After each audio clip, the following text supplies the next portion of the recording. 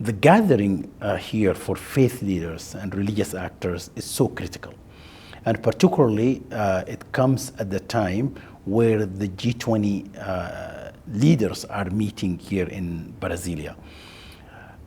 We're here because we wanted to bring the faith community's concerns and challenges so that could at least help to educate and contribute to the agenda of the G20.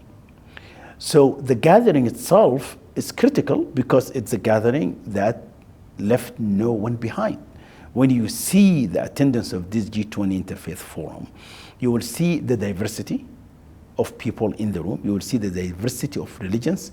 You will see the diversity of different various traditions. And you will see all of these people agreeing on one thing, and that is how we can bring our assets together, how we can work together, how we can bring our values and traditions and virtues so that we can resolve some of these problems that the whole world is facing right now. So this gathering is quite important for that purpose. And I'm glad that we kept it for the last 10 years. We meet as an interfaith forum before the G20. Slowly and gradually, we're making progress. Are we happy with our engagement and the progress that we're making? Not yet, but we're very optimistic that this particular gathering will definitely support the G20 leaders in listening to the assets coming from faith-based communities. Religion and people who are associated with religions are very critical and very important. Yes, we can talk about civil society as a whole, but religion and religious actors and traditional actors are very critical. Why? Because they do have the theological foundation that mobilize them to actually alleviate poverty. They have the theological scriptures and assets that mobilize and inspire them to address issues of the food security, the lack of food. They have exactly the theological teachings that could also help them to address the issues of climate that we are facing today.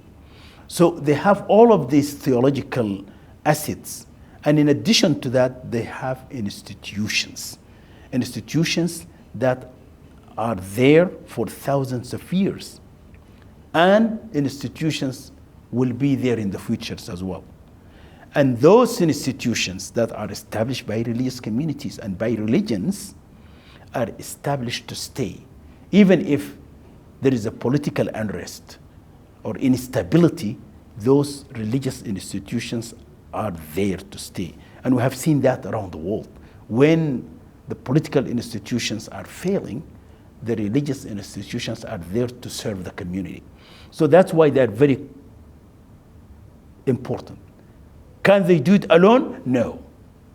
We need to bring that collaboration with government, with civil society, with everyone else to form that partnership and to acknowledge the assets coming from religion and religious actors and use the government mechanisms and sophistications and all of that to use that assets to address all of these challenges that we are facing, and they will be discussed during the G20 forum. Progress is slowing, very slow progress. We agree on that. We also acknowledge that the Agenda 2030, all countries are behind in the implementation of the Sustainable Development Goals. We also acknowledge that. But we as faith communities, we need to be optimistic. We need to work hard. We need to look into what are the areas that we need to strengthen, how we can continue to work together to address all of these issues. We know that we are, facing so many challenges, but we have to be optimistic and move forward and mobilize our assets, as I said. Some of these policy areas, the faith communities is doing very well. Let's talk about social cohesion. Social cohesion between communities. Yes, there are so many problems, but the movement that we see today which is really demonstrated by this gathering here in Brasilia, is that you will see different communities, diverse communities are getting together and agreeing to strengthening their relationship so they can face all of these problems, all of these policy areas that we discuss. So that is optimism is coming from there. Is it easy? No. It's going to be difficult. Can the community do it alone? No, we cannot. Do we need to collaborate with others? Yes, we do. We can pick up maybe one and two policy areas and see how we can make a progress here in a very inclusive collaboration, because the inclusion is also very important. You know, in this gathering, for instance, we see the critical role of women.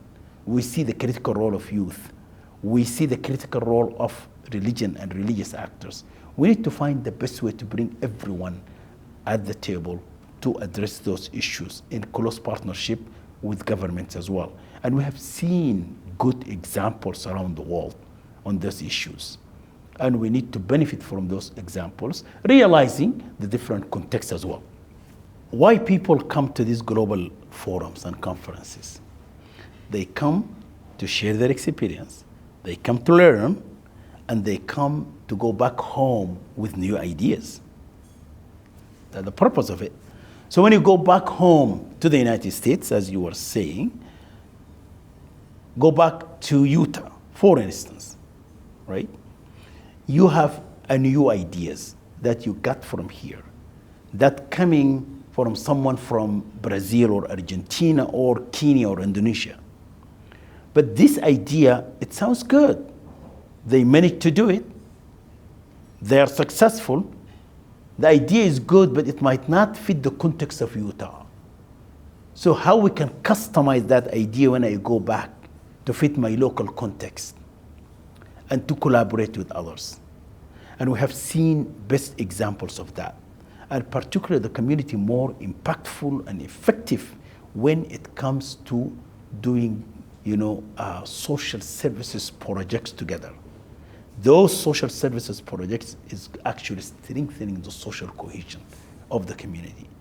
So it's not only at the theoretical level, but agreeing to do a specific project, which is going to reflect positively. And all of this, if we're talking, if the community agreed, diverse community, go back home, agreed, let's have Christian, Muslim, Jews, Sikh, Hindus, people of many traditions, to go and plant trees, for instance, or serving those who are in need, preparing meal for the hungry, or blanket for those who are, homeless, for instance. This joint project between many religions and religious communities, it reflects positively in the social cohesion.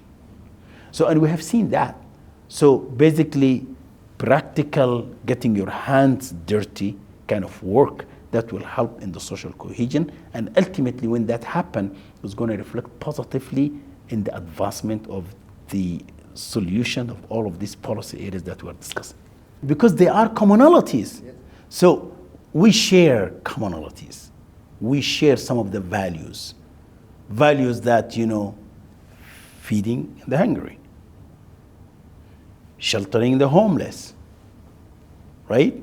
Giving water to the thirsty, giving protection to those who are vulnerable. These are concepts that we agree on them. These are commonalities. We acknowledge we have some differences, but let's collaborate on those commonalities that we have. When we do that, we're going to strengthen our social cohesion. So there are fundamental values that we share to serve others that we need to basically move them forward. It means to me, everyone should be around the table. No one should be left behind in a very inclusive way. Everyone.